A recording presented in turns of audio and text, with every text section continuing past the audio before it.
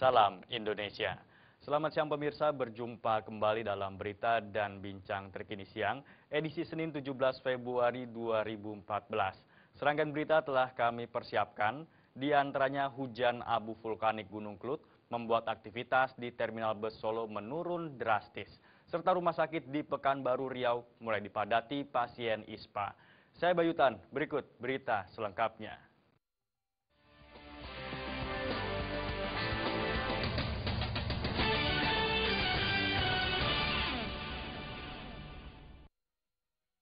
Evakuasi pencuri di rumah seorang guru di Desa Dorebara, Kecamatan Dompu, Kabupaten Dompu, Nusa Tenggara Barat berakhir ricuh. Ribuan warga Desa Dorebara menolak aparat kepolisian untuk mengevakuasi pencuri ke Mapolres Dompu karena warga sendiri berniat untuk membakar hidup-hidup pelaku.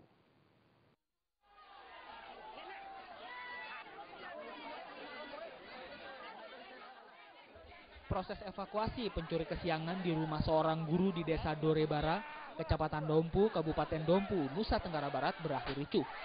Ribuan warga Dorebara menolak aparat kepolisian untuk mengevakuasi pencuri ke Mapolres Dompu karena warga sendiri berniat untuk membakar hidup-hidup pelaku lantaran di desa setempat kerap terjadi aksi pencurian kendaraan roda 2 di siang hari. Akibatnya suasana memanas dan membuat ribuan warga yang telah berkonsentrasi terpaksa mengepung lokasi tempat kejadian pencurian.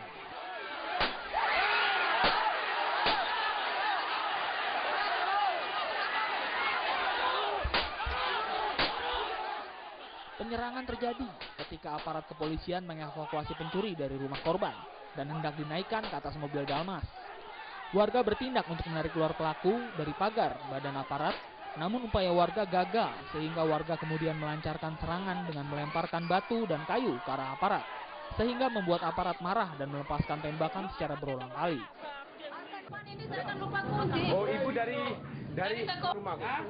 Pernah antu akib, mata pemata awal pulih Saat dilakukan evakuasi di hadapan aparat kepolisian, pelaku mengaku berasal dari Kecamatan Kabupaten Bima dan tidak berniat untuk melakukan aksi pencurian.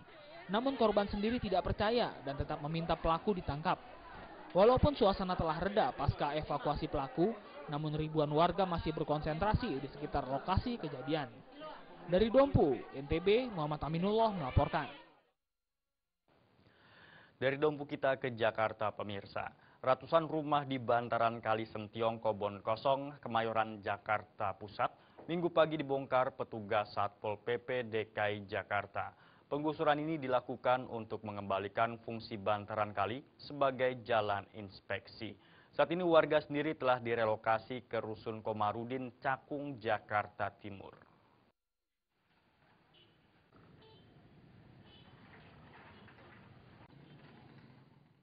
Sebanyak 200 unit rumah yang berada di bantaran Kali Sentiong, Kebon Kosong, Kemayoran, Jakarta Pusat, Minggu pagi tadi dibongkar oleh petugas Satuan Polisi Pamong Praja DKI Jakarta.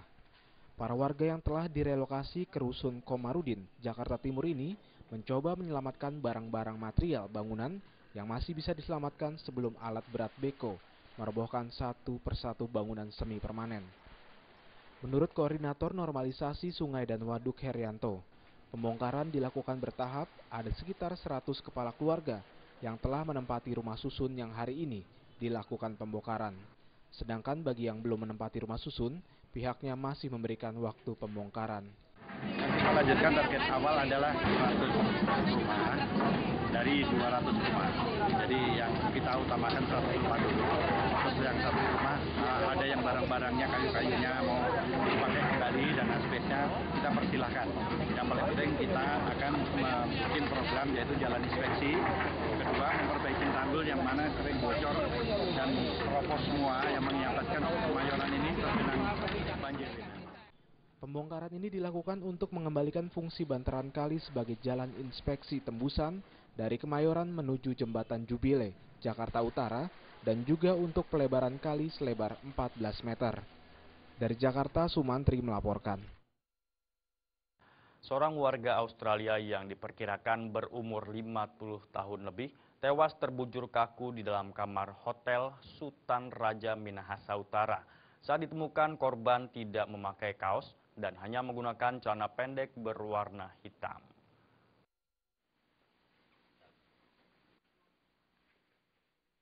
Beginilah suasana di kamar Hotel Sultan Raja nomor 412, di mana Charles Knight, warga Australia yang berprofesi sebagai direktur MSM, ditemukan sudah tidak bernyawa lagi di dalam kamarnya.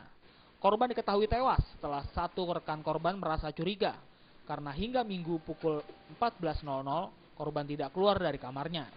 Karena tidak ada reaksi saat dihubungi, rekan korban bersama karyawan hotel dan petugas keamanan segera mendobrak pintu kamar. Saat pintu terbuka, korban sudah tewas. Charlie Knight ini bekerja di MSM sebagai direktur dan bekerja di Tukar Tinduk Pronsor di PT Merah Sebutan Mining.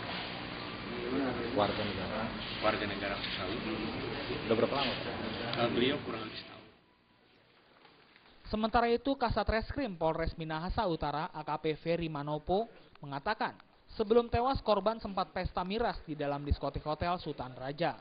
AKP Ferry Manopo menambahkan, saat identifikasi awal tidak ada tanda-tanda kekerasan di dalam tubuh korban. Pemeriksaan awal memang tidak ditemukan tanda-tanda kekerasan di tubuh, cuma di kamar mandi itu, ada semacam dahak. Ya, dahak itu yang kita teliti, muntah. Ya, ada informasi bahwa Guna untuk kepentingan penyelidikan pihak kepolisian, jasad Charles Knight dibawa ke Rumah Sakit Profesor Kandau, Malalayang untuk dilakukan otopsi. Dari Kabupaten Minahasa Utara, Sulawesi Utara, Rusdiam Syahdin melaporkan. Abu vulkanik pengaruhi kedatangan bus di Terminal Solo. Informasi tersebut akan kami hadirkan sesaat lagi.